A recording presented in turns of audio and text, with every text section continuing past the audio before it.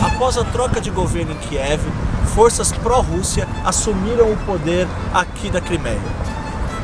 O governo provisório, aliado ao presidente russo Vladimir Putin, promete um referendo até o fim do mês para decidir o futuro da península. A TV Folha veio até a Crimeia acompanhar de perto a crise entre Ucrânia e Rússia. I live here all my life, and 20 years it's Ukraine. And now somebody wants to separate our peoples on the Russians, Ukrainians, Tatars. We don't want it. We don't want war. We want live in peace. A Crimeia foi anexada à Ucrânia em 1954 durante a formação da União Soviética.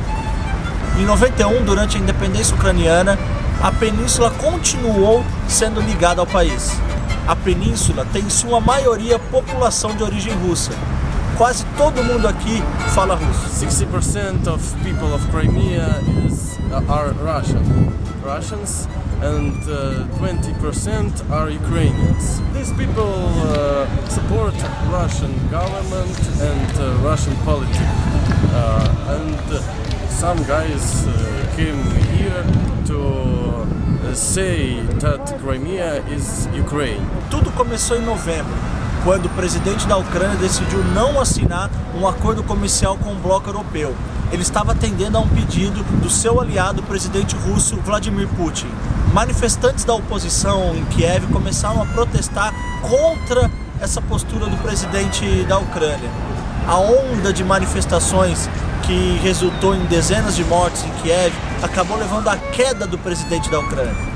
Após a queda do presidente ucraniano, assumiu um novo governo em Kiev, muito mais alinhado aos Estados Unidos e ao bloco europeu, o que incomodou o presidente da Rússia, Vladimir Putin. Resultado: tropas russas começaram a circular na Crimeia, onde a maioria da população é de origem russa.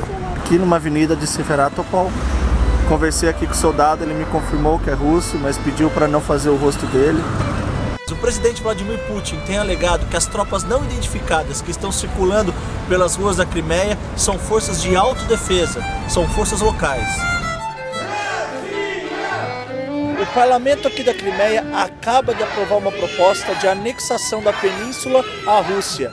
Foi convocado um referendo para o próximo dia 16 de março para a população decidir se ratifica ou não essa decisão. A população da Crimeia vai votar num referendo para decidir se querem continuar fazendo parte da Ucrânia ou se vão fazer parte da Federação Russa. O presidente russo Putin e o parlamento russo apoiam esse referendo. Obama e o governo em Kiev dizem que é inconstitucional.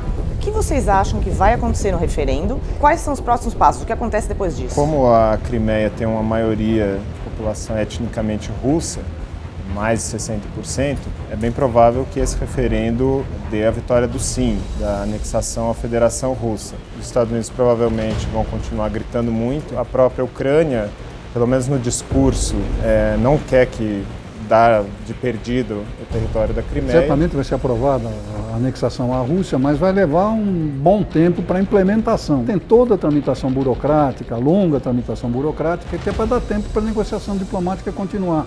Porque parece evidente a esta altura, você tem já, sei lá, 10 dias de crise aguda, tem sido disparados mais do que 2 tiros, aqueles que soldados russos deram para o alto para evitar que tropas ucranianas recuperassem uma base aérea lá. Dá indicação de que as duas partes querem realmente resolver sem tiros, sem um conflito armado, que seria desastroso para ambos os lados, porque o poder dissuasório, tanto dos Estados Unidos como da Rússia, continua igual que era na Guerra Fria. Não houve guerra quente durante a Guerra Fria, não parece lógico que haja uma guerra por causa da Ucrânia. E o próprio Putin, ele tem baixado um pouco o tom da retórica dele, e mesmo ao não admitir que os soldados que estão, cerca de 30 mil, na Crimeia são russos, estão ali, não tem identificação, ele até disse assim, eles vendem em qualquer loja uniforme de soldado russo, eles podem ter comprado. Talvez seja uma coisa de não oficialmente estarem invadindo. Claramente é esse o sentido, né? Porque se ele admitisse que são tropas russas que estão na Ucrânia, num pedaço da Ucrânia, que embora autônomo é pedaço da Ucrânia, estaria reconhecendo a violação de tratados internacionais, inclusive o Tratado de Budapeste, que a Rússia assinou com potência ocidental, inclusive com a China, que prevê a integridade da Ucrânia. A minha impressão, inclusive a partir de declarações de um dos assessores do Putin, é de que a ideia da Rússia não é anexar a Crimeia, é federalizar a Ucrânia, de forma que a Rússia possa fazer acordos com a parte oriental da Ucrânia de maioria russa e com a própria Crimeia. Além do que, a autonomia, a presença russa na Crimeia está assegurada pela base que eles têm um leasing que vai até 2042, prorrogado até 2047. Eles não precisam nem mandar tropas para controlar a Crimeia. Os Estados Unidos anunciou sanções, a União Europeia também. As dos Estados Unidos são, basicamente, eles vão caçar ou banir vistos, né, de vários russos e pessoas e ucranianos ligados aos problemas ali. E também tem uma ordem presidencial que também permite bloquear alguns negócios entre Estados Unidos e empresas russas.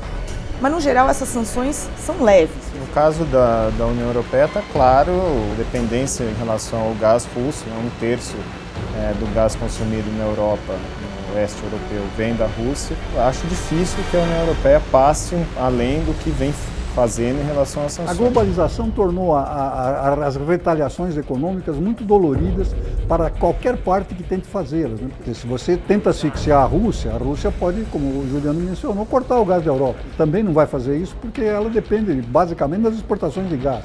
É uma montanha de dinheiro que entra que a Rússia, que está numa situação muito delicada economicamente, não pode prescindir também, quer dizer, é do interesse das duas partes. O presidente Obama está sendo cobrado por ter feito um ultimato, no caso da Síria, né, dizendo, olha, para o Assad, se você cruzar a linha vermelha de usar armas químicas, vai ter consequências sérias, e agora também disse assim para o Putin, se vocês invadirem, haverá custos.